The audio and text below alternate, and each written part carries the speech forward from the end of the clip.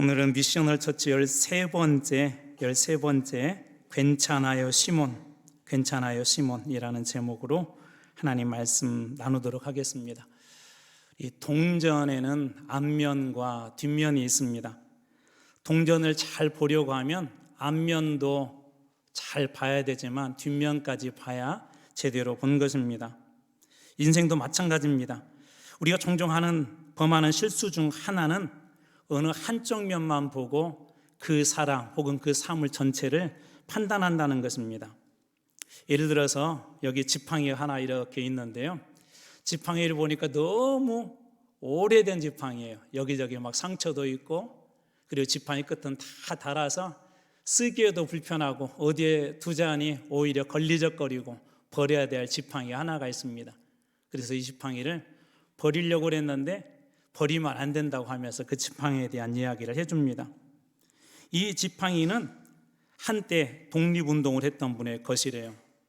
그분은 지팡이를 짚고 이 지팡이를 짚고 다니면서도 독립운동을 위해서 열심히 다니셨고, 그러다 보니까 열심히 독립운동을 하기 위해서 다니다 보니까 지팡이 끝이 다 닳아서 없어졌고, 또 새 지팡이 하나 사자 해도 그 돈으로 나라의 독립을 위해서 쓰는 것이 작은 돈이지만 독립을 위해서 쓰는 것이 좋다고 한사코 거절했다고 합니다.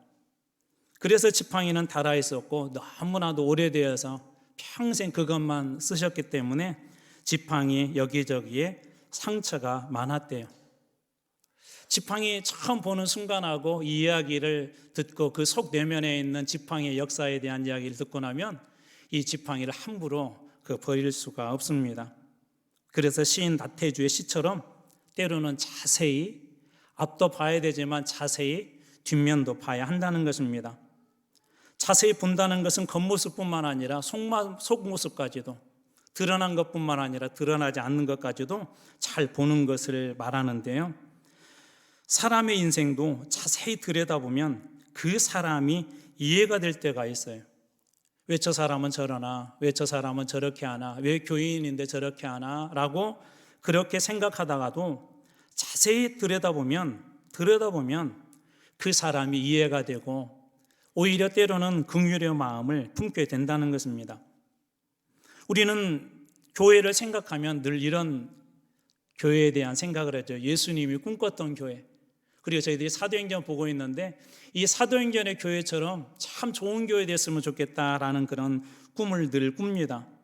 그래서 어떤 사람들은 그런 교회를 찾아다니죠. 정말 좋은 교회 이 땅에 없을까? 이 교회도 가보고 저 교회도 가보고 그렇게 합니다. 그러나 불행하게도 우리 주변에는 그런 교회가 잘 보이지 않습니다. 우리는 천사 같은 사람을 원하지만 사람이 천사인 것을 본 적은 없어요. 참 천사 같은 사람, 저 사람 천사 같다라고 이야기하지 그 사람이 100% 천사인 것은 없습니다. 마찬가지로 교회도 예수님께서 세우셨기에 완전하지만 그러나 한편으로 불완전한 것이 교회입니다. 왜냐하면 예수님께서 불러주시고 함께한 교인들이, 성도들이 다 그런 사람이었어요. 그래서 제가 몇 것만 빨리 뽑아봤는데요, 예수님이 초청하신 사람 중에 이렇게 마태복음 11장 28절에는 기록되어져 있습니다. 수고하고 무거운 짐진 자들아. 예수님 앞에 나온 사람들이 다 어떤 사람들이라는 걸, 수고하고 무거운 짐을 지고 온 사람들이에요. 그러니까 이 교회에 들어오면서 뭐라고 고백하겠어요? 힘들다, 한 주간 왜 이렇게 힘드냐라고 아마 그렇게 고백했을 것 같아요. 또 이런 사람하고도 예수님이 늘 어울렸대요. 마가복음 2장 15절입니다. 그의 집에 앉아 잡수실 때 세리와 죄인들이 예수와 그의 제자들과 함께 앉았다 먹었다. 예수님이 함께 먹고 식사한다는 것은 정말 가깝다는 거거든요. 쉽게 얘기하면 예수님은 세리와 죄인들하고 가까이 있었어요. 그리고 심지어 마태복음 9장 13절에서는 이렇게 이야기해요. 너희는 가서 내가 긍휼을 원하고 제사를 원하지 아니하노라 하신 뜻이 무엇인지 배우라. 나는 의인을 부르러 온 것이 아니라 죄인을 부르러 왔다. 예수님이 불러서 세우고자 했던 그런 교회는 완벽한 의인들만 모이는 교회가 아니라 죄인을 예수님께서 부르러 오셨다라고 그렇게 이야기합니다. 다시 말해서 이 세 가지만 보더라도 우리 교회 안에 모여있는 예수님이 부르신 분들, 예수님이 찾아갔던 사람들은 한마디로 어디 한편이라도 조금이라도 찌그러졌거나 상처를 입었거나 보이지는 않지만 속 깊숙한 곳에 검게 타버린 그런 사람들이었던 것이죠. 오늘 본문에 나와 있는 시몬이라는 사람도 어떻게 보면 그런 류의 사람입니다. 그에 대한 첫 번째 평가는 정말 멋졌어요. 오늘 말씀의 13절 말씀입니다. 시몬도 세례를 받은 후에 전심으로 빌립을 따라다니며 나타나는 표적과 큰 능력을 보고 놀랐다. 시몬도 빌립이 전하는 그 복음을 듣고요 믿었대요. 그리고 바로 세례를 받았대요. 이때 당시에 바로 세례를 받는다는 건 상당히 위험한 일이었거든요. 아직도 예수님에 대한 그런 혈기 있는 소리들이 예루살렘 성에 가득하던 그런 때에서 오죽하면 이 제자들이 다 흩어졌겠습니까? 그런데 그가 세례도 받고 믿었대요. 그런데 그 다음 이상한 행동을 하나 하는데 성령을 돈으로 사려고 했던 사건입니다. 우리 입장에서는 도대체 이해가 안 되죠. 예를 들자면 교회에서 이번에 장로 선거가 있는데 그 장로가 되기 위해서 목사님 제가 돈 여기 있으니까 돈 드릴 테니까 저한테 장로 직분 주세요라고 하고 똑같은 것이죠. 어느 누구도 동의할 사람이 아마 없을 것입니다. 우리 믿는 사람들의 입장에서는 이 시몬의 행동이 도대체 이해가 안 돼요. 사도들의 입장에서는 도저히 이해할 수가 없었고 이 사건 때문에 시몬은 평생 지금까지도 사실은 좋지 않은 평가를 받고 있습니다. 시몬에 대한 이야기가 여기 외에는 나오지 않는데 많은 역사가들이나 교부들의 그 평가에 의하면 예를 들자면 이레니우스라고 하는 그분은 뭐라고 이야기하냐면 시몬은 나중에 신약시대에 가장 교회에 위험이 되었던 영지주의의 창시자다라고 그렇게 이야기하기도 하고요. 저희는 성경으로 치진 않은데 외경에 베드로행전이라는 게 있어요. 그 베드로행전에 보면 시몬이 기독교인들을 거짓된 가르침으로 타락시킨 자라고 이렇게 소개하고 있습니다. 물론 저희의 성경에는 여기에 나와 있는 내용에는 다른 내용은 없어요. 그렇지만 일반적으로 역사적으로 이 시몬에 대해서는 평가가 좋지 않습니다. 그래서 소위 우리가 성직을 매매한다, 성직 매매라는 그 단어를 시몬의 이 사건 때문에 시몬이라고 해요. 성직 매매라는 그 단어를 영어에서. 그만큼 시몬은 부정적인 그런 이미지가 오늘날까지 이어오고 있는 사람입니다. 여기까지가 뭐냐면 동전의 앞면에 대한 이야기입니다. 시몬에 대한 사실적 이야기와 그에 관한 역사적 평가로만 가지고 제가 말씀을 묵상하다가 좀 아쉽다는 생각이 들어서 오늘 말씀에 여러 가지 핵심 포인트들이 있지만 이 시몬에 대해서 그래서 한번 여러분들하고 좀 나누고 싶었습니다. 이 시몬에 대한 다양한 그런 평가 중에서도 하나님께서 주셨던 한 마음이 있어서 그 마음들을 여러분들하고 좀 나눠 보려고 합니다. 오늘 말씀의 그 배경에는 스데반 집사님께서 순교를 하게 되었고 오늘 우리가 읽지는 않았지만 앞서 보면 교회는 그 일 때문에 큰 슬픔에 빠졌대요.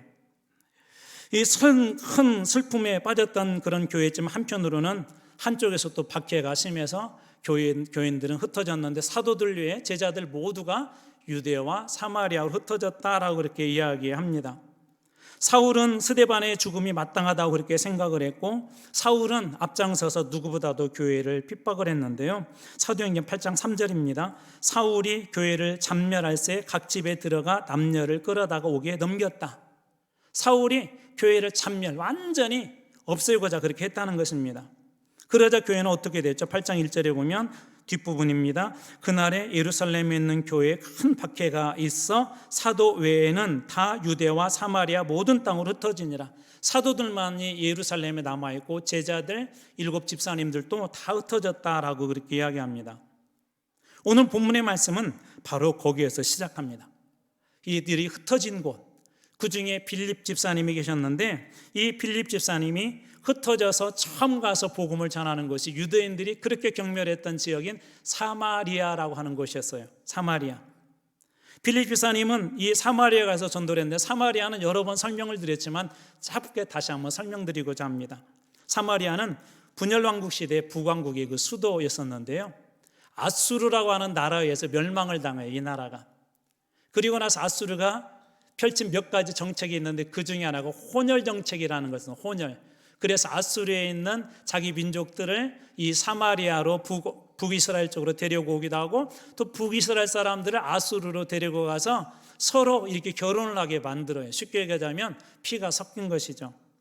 유대인들에게는 이게 참으로 중요했기 때문에 소위 이방인의 피가 섞였다 해서 이 사마리아 사람들을 아주 저주하고 미워했습니다. 개나 돼지보다도 못하게 그렇게 취급을 했어요. 그런데 바로 그런 것에 유대인의 입장에서도 그래서 이 사마리아를 지나다니지도 않았는데 빌립은 자발적으로 복음을 듣고 그 사마리아로 들어갑니다. 또 사마리아 사람들은 이런 상처가 있기 때문에 유대인들을 유대 사람들을 좋아하지 않았어요. 유대 사람들을 만나서 무슨 얘기를 듣는 걸 거부를 했어요. 그 장면이 우리가 잘 아는 사마리아 수가성에서 만났던 그 여인과 예수님의 대화에서 보더라도 사마리아 사람들도 유대인들을 꺼리고 있다는 걸, 유대 사람을 꺼리고 있다는 걸 우리는 잘 알 수가 있죠. 그런데 이 빌립도 그들이 꺼려한 줄 알면서도 또 유대인들이 볼 때는 왜 저 사람들이 가서 복음을 전하나 할 정도로 그런 곳에 이 빌립 지사님은 들어가서 복음을 전하는데 놀라운 일들이 일어났습니다. 6절입니다. 무리가 빌립의 말도 듣고 행하는 표적도 보고 한 마음으로 그가 하는 말을 따랐다. 사마리아 사람들이 빌립이 들은 그 복음을 들었대요. 사마리아 여인은 예수님의 말씀을 들으면서도 순간 거부를 하잖아요.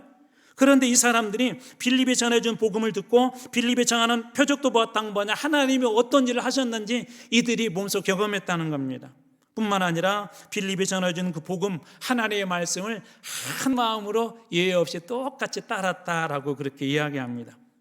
그러자 놀라운 일들이 연속해서 일어나는데요. 7절 말씀입니다. 많은 사람에게 붙었던 더러운 귀신들이 크게 소리를 지르며 나가고 또 많은 중풍병자와 못 걷는 사람들이 다 나았다. 많은 사람들에게 붙었던 더러운 귀신, 영적인 문제들이 해결되기 시작했고 중풍병자와 못 걷는 사람, 육적인 문제들이, 영과 육이 회복이 되는 그런 일들이 그곳에서 계속해서 일어났다는 거예요. 그러면서 빌립이 전한 복음의 결론은 8절에 클라이막스로 향하고 있는데요. 그 성에 큰 기쁨이 있더라. 사마리아 성에 큰 기쁨이 있대요. 이전에는 없었는데 이 복음으로 말미암아서 그 성의 사람들이 큰 기쁨이 회복이 되어졌다는 것입니다. 저는 여러분들이 이 예수님을 만나고 복음을 만나서 여러분의 삶의 현장, 그리고 이 교회 올라올 때마다, 이곳에서 예배 드릴 때마다, 이곳에서도 여러분이 있는 모든 삶의 현장에서도 복음 때문에 큰 기쁨이 있는 여러분들이 다 되시길 주님으로 축원합니다. 이 놀라운 일들을 이 사마리아 성이 경험했던 거예요. 제자들의 삶에도 늘 이런 기쁨은 있었죠. 제자들이 핍박을 당하면서도 복음을 전하는 일에는 늘 이런 기쁨이 있었어요. 예를 들면 사도행전 13장 52절입니다. 제자들은 기쁨과 성령에 충만했다. 이때 핍박당했던 때거든요. 위협당했던 때거든요. 무엇이 이들이 진짜 기쁘게 했을까요? 세상 사람들은 그냥 우리 인생이 여기까지가 끝이에요. 삶이 고난이에요. 그래서 어떻게 하면 이 많은 종교들이 이 삶의 이 고난을 뛰어넘을까? 이것을 탈피할 수 있을까? 정신수양을 하기도 하고 자기들 나름대로 많이 고민하기도 하지 않습니까? 그런데 복음이 들어가는 곳에는 이런 고난보다도 더 큰 기쁨의 능력이 임한 것을 이 제자들을 통해 오늘 사마리아 성을 통해 주님께서 보여주신 것입니다. 그래서 이 제자들은 지금 고난을 받고 핍박을 받고 박해를 받아 흩어지면서도 복음 전하는 일을 결코 포기할 수가 없었어요. 그래서 오늘 우리가 읽었던 마지막 25절 말씀을 제가 여러분들 가지고 있는 개역개정으로 읽으면 조금 이해가 안 될 것 같아서 현대인 성경으로 한번 가지고 와봤어요. 흩어지고 고난 중에 있는데 이들이 계속 어떻게 하는가? 베드로, 요한은 거기서 주님의 말씀을 증거한 후, 사마리아에서 말씀을 증거한 후 예루살렘으로 돌아가면서도 사마리아 여러 마을에서도 기쁜 소식, 복음을 전했다. 그냥 그곳에서 이 사마리아 수도 중심에서만 그렇게 한 것이 아니라 사마리아 여러 마을을 다니면서 예루살렘에 돌아갈 때까지 계속해서 이 베드로와 요한도 복음을 전했다라고 그렇게 이야기합니다. 베드로와 요한이 이 사마리아 성에 파송을 받게 된 이유가 있는데요. 14절 말씀입니다. 예루살렘에 있는 사도들이 사마리아도 하나님의 말씀을 받았다함을 듣고 베드로와 요한을 보내었다. 이 말씀은 우리들에게 중요한 몇 가지 그런 교훈들을 줘요. 베드로는 여러분 잘 알다시피 그 유대인이고 유대주의자예요. 어떻게 보면 유대 율법에 훨씬 더 가까운 그런 사람입니다. 그래서 자기 백성에게 복음을 전하는 일들은 열심히 했지만 베드로는 이방인들까지 복음 전하는 일은 감당하지 않았어요. 물론 하나님의 계획이 있었겠지만 베드로는 그런 사람이었습니다. 유대인들 입장에서 앞에 설명드린 것처럼 사마리아는 또 가기 거꾸로운 곳이었고 많은 유대인들은 그곳을 통과하지도 않을 정도로 피하는 곳이었는데 이 베드로와 요한은 예루살렘 그런 교회가 파송한 그것에 순종하여서 이 사마리아로 들어가요. 하나님의 말씀을 받았대라고 그 파송의 이유에 대해서 아무런 대꾸를 하지 않고 그곳에 들어갑니다. 이들이 한 사역이 있어요. 15절입니다. 그들이 내려가서 그들을 위하여 성령 받기를 위해서 기도했다. 사마리아 사람들을 위해서 기도했대요. 이 파송의 의미와 이 파송의 의미가 예루살렘 교회가 파송했던 그 의미, 그리고 베드로와 요한, 그리고 빌립의 이 관계를 보면 오늘 여기에 중요한 몇 가지 의미가 있음을 보게 됩니다. 첫 번째, 교회 안에 질서가 있었어요. 빌립이 가서 복음을 전하고 지금 활발하게 전하고 있잖아요. 그렇다고 해서 베드로는 이때 당시 수장이었었거든요. 요한은 예수님의 가장 최측근 중에 한 사람이었었죠. 베드로와 요한은 늘 붙어 다녔던 사람들이었었고 초대교회에서 그래도 영향력이 있는 사람인데 자의로 그렇게 하지 않았어요. 예루살렘 교회의 파송을 통해서. 또 빌립도 이 두 사람이 와서 함께 동역하는 그 일들을 방해하지 않습니다. 질서가 있다는 것이죠. 동시에 교회의 권위를 인정했습니다. 예루살렘 교회가 파송한 그 권위를 인정했고 빌립 역시도 그것을 인정했습니다. 또 하나, 복음을 전하는 일과 기도하는 일에 이들이 서로 협력했다는 거예요. 빌립은 열심히 복음을 전하고 세례를 주는 일까지는 했지만 그러나 그들을 정말 성령 받기를 위해서 기도했던 것은 이 베드로와 요한이었습니다. 그리고 또 하나 의미가 있는데 복음이 유대인을 넘어서 사마리아로 확장되고 있다는 것입니다. 유대인들의 입장에서는 이거 상상할 수 없는 일이에요. 놀라운 일들이 지금 일어나고 있는 것이죠. 이런 상황에서 뜬금없이 갑자기 시몬이라는 사람이 등장하면서 그의 첫 번째 등장은 화려했어요. 앞에 설명했던 것처럼 그도 복음을 듣고 믿고 세례를 받았다라고 그렇게 이야기합니다. 이 시몬에 대해서 이야기하기를 사실 엄청난 이 사건인데요. 그 시몬은 이 오늘 우리가 했던 본문에 보면 이 지역에서 사마리아 지역에서 엄청 유명한 사람이었습니다. 영향력이 있는 사람이었었죠. 오늘날로 그냥 인플루언서 같은 그런 사람이었습니다. 예를 들자면 9절에 보면 마술로 사마리아에서 유명했던 사람이고 또 9절에 보면 자칭 큰 자라고 했고 또 10절에 보면 사람들은 하나님의 능력이 있는 자, 하나님의 능력을 소유한 자라고 이렇게 이야기했고 11절에 보면 오랫동안 사마리아 사람들이 시몬을 따랐다. 시몬의 가르침과 시몬이 가지고 있는 악한 영적 권위지만 그런 권위들을 따랐다고 합니다. 그는 오늘 말씀에는 마술사라고 그에 대해서 직업을 소개하고 있는데요. 이 마술사 시몬이 예수를 믿는다는 건 방금과 같은 그런 배경하에서는 예수를 믿는다는 건 보통 어려운 일이 아니에요. 많은 사람이 따르고 있었고 그를 지지하고 있었고 의지하고 있었는데 에베소에서 일어난 사건처럼 만약에 이 모든 마술을 다 포기하고 예수를 믿겠다고 하는 것은 어떤 의미에서 보면 자기의 직업을 다 포기하는 것입니다. 내 직업을 다 포기하고 나는 예수를 믿겠어. 그리고 그렇게 되면 어떻게 돼? 자기를 지지했던 사람들이 손가락 받을 수도 있을 것이고 가정이 있다면 집안에 이제 더 이상 돈 벌 수 있는 구석이 없어진 거예요. 직장이 없어진 거예요. 그것도 가장 유망했던 사람. 어쩌면 이 사마리아에서 돈을 가장 많이 벌었을지도 모르겠어요. 오랜 기간 동안 영향력이 있었던 사람이기 때문에 그럴지도 모르겠습니다. 그는 직업에도 큰 그런 위협 그리고 어떤 보면 가정으로부터도 그는 비난을 받았을지도 모를 터인데 그가 예수를 믿겠다고 하고 심지어 외적인 표식인 세례까지 딱 받아버렸어요. 시몬이 그렇게 세례를 받고 빌립을 따라다니다가 어느 날 예루살렘으로부터 베드로, 요한이라는 두 사도가 와서 사람들에게 이렇게 안수를 하는데 사람들이 성령을 받기 시작했어요. 엄청난 그런 표적이죠. 시몬도 마술을 행하는 사람이기 때문에 저 능력 하나 나도 가지면 나에게도 엄청난 일들이 일어나겠다라는 그런 생각을 했던 것 같습니다. 17절 말씀 보면 이에 두 사도가 그들에게 안수하며 성령을 받았다 그렇게 되어 있고 18절 말씀에 보면 시몬이 사도들의 안수로 성령 받는 것을 보고 돈을 드렸다. 사도들에게 돈을 주었대요. 왜 그렇게 했을까요? 그렇게 돈을 주어서 자기도 그 능력을 가지고 싶었던 것이죠. 시몬이 성령으로 돈을 살해한 이 사건에 대해 베드로는 즉각 책망과 권면을 합니다. 그런데 가만히 생각해 보면 시몬에게 이런 문화는 당연했던 것 같아요.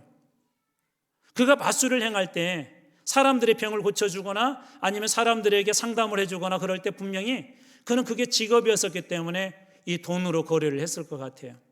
큰 문제일수록 큰 돈을 받았을 것이고, 또 때로 이 마술도 전설에 의하면 그가 배워왔다고 하거든요. 그럼 배울 때 많은 돈이 들어가는 것처럼, 야, 저 능력, 저 성령 안수할 때 성령이 부어지는 그 능력, 나도 저거 샀으면 좋겠다 하는 게 어떻게 보면 시몬이 살아온 문화적 배경이나 사마리아 배경에서는 당연했다는 그런 생각이 얼핏 듭니다. 우리나라 선교사님 한 분이 아프리카 이렇게 가셨는데 그 동네에 화장실이 없대요. 우리는 일반적으로 화장실 가서 일을 보잖아요. 화장실이 없는데 어떻게 일을 보나? 그냥 아무데나, 집 앞에도 뒤에도 사람들 없으면 아무데나 그렇게 일을 보더래요. 이 사람들에게는 어떻게 보면 당연한 것이죠. 선교지 어느 지역을 가다 보면 젓가락, 숟가락 그런 게 없어요. 손으로 먹어야 돼요. 우리는 이렇게 이야기할 수 있어요. 지저분하게 어떻게 저렇게 손으로 먹어. 그렇지만 그 사람들에게 그게 자연스러운 거예요. 제가 이 설명도 한번 드렸잖아요. 기도원에 왔는데 한 할머니가 십자가 앞에 가서 이 강대상으로 올라오더니 이렇게 빌드를 하고요. 그 할머니는 뭔지 모르지만 평생 예수라는 걸 믿어보지 않은 분이 집안에 무슨 일인지는 모르지만 저 기도원에 가서 기도하면 고쳐주신대, 그런 일이 있대 라는 그런 이야기를 듣고 그분도 하나님이 어떤 분인지는 알지 못하지만 자기가 살아온 방식대로 그렇게 빌었던 것이죠. 어떻게 보면 시몬도 그랬던 것 같아요. 우리 시대에도 이런 시몬들이 있죠. 소위 걸음마 신앙이라고 할 수가 있는데 이런 걸음마 신앙에 대해서 우리는 함부로 이야기할 수 없잖아요. 예를 들어서 여러분의 아기를 낳았는데 그 아기가 똥기저귀에 똥을 쌌어요. 점심 드시기 직전인데 죄송해요. 자, 그럴 때 여러분 비난하시겠나요? 비난하나요? 그런 상황에서 태어난 지 100일도 안 된 아직 말도 못하는 그 아이에게는 그게 자연스러운 현상이에요. 다 큰 성인들이 막 울면서 막 땅바닥에서 막 이게 발을 동동거려서 밥 안 준다고 하는 것은 이상한 거지만 갓난아기가 누워가지고 배고프다고 우는 것은 이상한 일이 아니에요. 당연한 거예요. 그런 입장에서 보면 시몬도 그렇지 않을까요? 그는 이제 막 예수 믿은 사람이에요. 자기 나름대로 중요한 결단을 한 거죠. 직업과 가족과 자기를 따르는 사람으로부터 어쩌면 손가락질 받을지도 모르지만 그는 많은 것들을 내려놓았습니다. 그럼에도 불구하고 베드로는 단호하게 이렇게 이야기해요. 20절입니다. 베드로가 이르되 내가 하나님의 선물을 돈 주고 살 줄로 생각하였으니 내 은과 내가 함께 망할지어다 라고 이렇게 이야기합니다. 성령 분명 선물이죠. 베드로의 설교에서도 우리가 보았듯이 사도행전 2장 38절에 보면 너희들이 하나님 앞에 회개하고 세례를 받으면 그리하면 성령을 선물로 받을 것이다 라고 그렇게 베드로도 예전에 설교하지 않았습니까? 베드로가 책망한 그런 이유는 오늘 본문에 보면 이렇게 기록되어져 있어요. 21절에 내 마음이 바르지 못하다, 23절에 악독이 가득하다, 23절에 불의에 매인바 되었다. 그리고 베드로는 이렇게 권면하죠. 악함을 회개하고 주께 기도하라고 그렇게 이야기합니다. 이런 시몬의 행동과 베드로의 권면 사이에는 약간의 갈등이 있는 것처럼 보이지만 사실은 그렇지는 않아요. 베드로가 명확하게 시몬이 앞으로 가야 될 신앙의 방향을 보여준 것입니다. 성령은 돈 주고 사는 것이 아니라는 것이죠. 하나님을 믿는 것은 돈으로 믿는 것이 아니라는 거예요. 그는 사마리아 출신이었었고 그의 직업상 그렇게 될 수밖에 없는 상황이었었지만 그런 상황들이 우리의 신앙을 올바르게 세우는 것이 아니라 오히려 그것은 마음이 바르지 못하다라고 이 베드로가 지적함으로써 시몬으로 하여금 어떻게 보면 깨우침을 주고자 했던 강력한 권면이 바로 그 말씀이었습니다. 시몬의 모습은 사마리아 성도의 현 주소이고 오늘 교회 안에는 들어왔지만 예수를 막 믿기 시작한 사람이나 겉도는 사람들의 현 주소가 바로 이 시몬의 모습입니다. 돈으로 성령을 살해한다거나 돈으로 교회 안에서 어떤 지위를 얻으려고 한다는 것이나 심지어 교회조차도 믿음으로 되는 것이 아니라 돈으로 된다는 것이나 교회조차도 기도로 되는 것이 아니라 숫자로 된다는 그런 의식들은 오늘 우리들에게도 남아있는 이런 시몬의 걸음마 신앙의 모습입니다. 오늘날도 여전히 교회는 돈과 싸우고 있습니다. 교회들은 오늘날도 여전히 돈 문제 때문에 시끄럽습니다.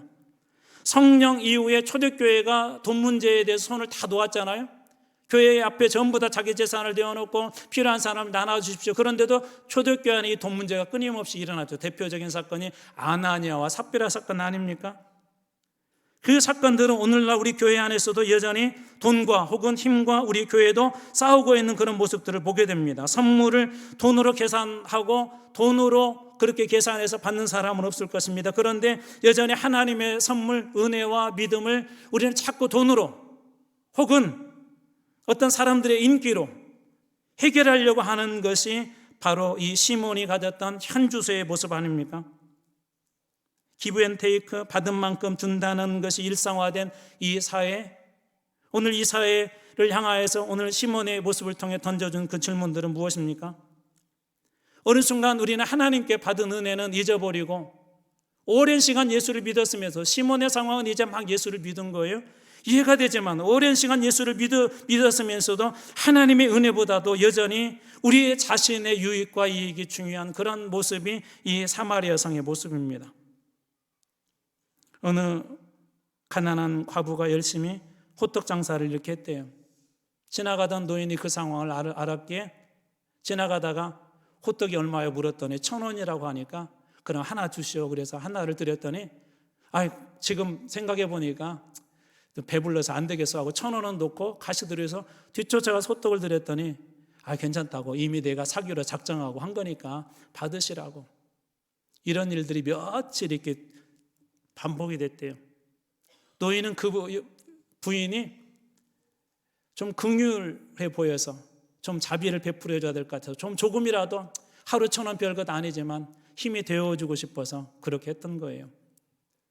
그런데 몇 달 지난 후에 그날도 호떡을 이렇게 사고는 안 먹겠다 하고 1,000원을 놓고 가는데 그 과부가 막 그 주인이 따라오더래요. 그랬더니 지난번 얘기한 것처럼 나는 그 배불러서 이 호떡 안 먹기로 작정했어. 이미 산 거니까 내가 돈은 지불해야 됩니다 라고 하고 그렇게 얘기를 했더니 이 여주인이 그렇게 얘기하더래요. 사장님, 호떡값이 올랐어요. 이게 우리가 웃고 지나가는 얘기지만 사실 저의 삶 속에 그런 것들이 많이 있습니다. 내 몸이 정말 힘들고 내 인생이 정말 힘들어서 하나님 한 번만 살려주세요. 정말 살고 싶어요 라고 그렇게 주님 앞에 기도하고 어느 순간 말할 수 없는 하나님의 큰 은혜가 우리 삶 속에 깊숙이 들어와서 내 삶을 완전히 다 뒤집어 놓고 삶을 회복이 되었는데 시간이 지나면서 그렇게 살고 싶다는 간절한 열망도, 그리고 살면 믿음대로 살겠다고 고백했던 그 고백도 다 사라져버리고 어느 순간 이기적으로 변해버린 우리 자신의 모습을 종종 보기도 합니다. 이 사마리아 시몬의 모습이 초창기에는 이해가 되죠. 만약 이런 모습들이 계속해서 반복된다면 우리의 삶은 어떻게 될까요? 팀 켈러 목사님이 내가 만든 신이라는 그 책에서 이런 경고를 해요. 진짜 문제는 사람들 스스로 자기 자신이 돈을 사랑하는 탐욕에 빠졌다고 분별하기가 어렵다는 사실이다 하면서 이런 내용을 소개합니다. 그런데 세상에 탐욕과 물질주의가 분명히 만연해 있는데도 그게 자기 모습이라고 생각하는 사람은 거의 없다. 그리스도인들도 예외가 아니래요. 나는 예수를 잘 믿는다고 그렇게 하면서 탐욕과 물질주의에 세상의 힘을 더 의지하고 하나님보다도 돈이 있을 때 더 마음의 평안을 누리면서도 나는 예외라고 생각한다는 것이죠. 이 모든 것들은 절대 돈에 대한 우상들, 우리가 의지하는 세상 우상들은 결코 깨어지지 않습니다. 사마리아의 이 시몬의 모습은 사마리아 성의 극단적인 모습이에요. 절대 깨어지지 않습니다. 그래도 언제 깨어졌죠? 복음이 그들에게 들어갔을 때 그 모든 것들이 깨어지지 않습니까? 그래서 팀 켈러 목사님이 이렇게 얘기해요. 우리가 복음을 깨닫는 정도만큼 돈은 우리에 대한 지배력을 잃는다. 복음을 깨닫는 만큼 돈의 우상이 우리를 지배하려고 하는 그 힘들은 잃어져 버린대요. 저는 오늘 이 시간 여러분들에게 그 복음에 들어갈 주님으로 축복합니다. 그리고 혹시 우리 중에 예수를 이렇게 믿는데 그런 분도 계실 거예요. 왜 나는 이 정도밖에 못 믿나? 괜찮아요. 아직 여러분들이 어린 시몬이기 때문에 그런 거예요. 사마리아 성에 살았던 그 배경 때문에 그런 거예요. 그래서 한번 스스로 그렇게 토닥여도 좋을 것 같아요. 괜찮아. 괜찮아. 성령님이 들어가시고 임하시고 복음의 능력이 우리 가운데 임하게 되면 이 모든 것들이 다 뒤집어질 날이 오게 될 거예요. 우리 안에 상처조차도 주님께서 손대기 시작하면 어느 순간에 깨끗하게 다 사라지는 날이 오게 될 것입니다. 우리 이렇게 한번 스스로 토닥여보면 어떨까요? 괜찮아. 괜찮아, 종구가. 괜찮아, 한국이에요. 사랑하는 성도 여러분, 힘들고 어려운 때를 보내고 있지만 여러분 복음의 능력을 믿으십시오. 그리고 그 복음이 오늘 여러분 안에 깊숙이 들어와서 오늘 8절의 고백처럼 그 성의 기쁨이 가득하더라. 그 고백과 찬양이 우리 교회 안에도, 여러분 가정에도, 우리 자녀들에게도 말씀대로 이루어지는 그 놀라운 축복이 여러분과 저와 우리 교회의 것이 될 줄로 믿습니다.